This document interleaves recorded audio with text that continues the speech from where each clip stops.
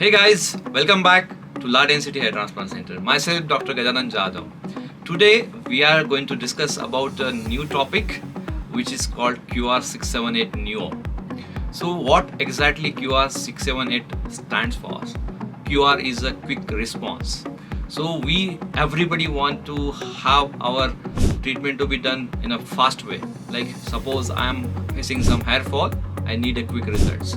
So something new has come in the hair transplantation industry called QR678, where we are trying to inject stem cells, or you can say some growth factors into our existing hair follicle, which are weakened over the period of time and which can be regenerated, recovered, or you can say regrowth with the help of some injections called QR678. Exactly, it helps or it doesn't help? What is the criteria?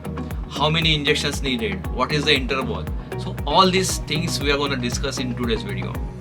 So QR678 basically consists of some stem cells which are essential to grow our hair. See, everybody knows that everybody faces hair fall, but everybody doesn't get bald.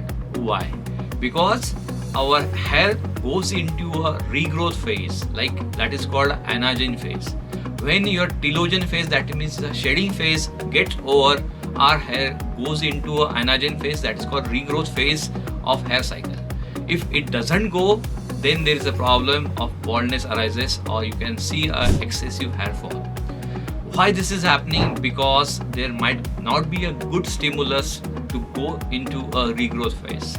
So what QR is doing is trying to inject a growth factor or stimulus or a stem cell factor into a hair root, where you can push your hair from telogen phase to an anagen phase. So what it consists of? It basically consists of some vascular endothelial growth factors, insulin-like growth factors, keratinocyte, which is essential, that is also there, as well as some fibroblast growth factors. So this consists of so many things along with some essential amino acids, so that once we are injected into the roots in intradermally, so it is within the skin, when we inject this molecule, it start promoting the hair growth.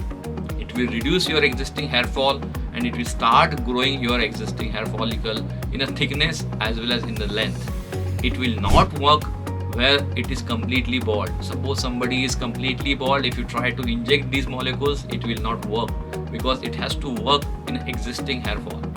So when we inject at an interval of 3 to 4 weeks for the 5 months, we can expect good quality results. So what is the quantity? It's just 1 ml you have to inject at 40 to 50 sites.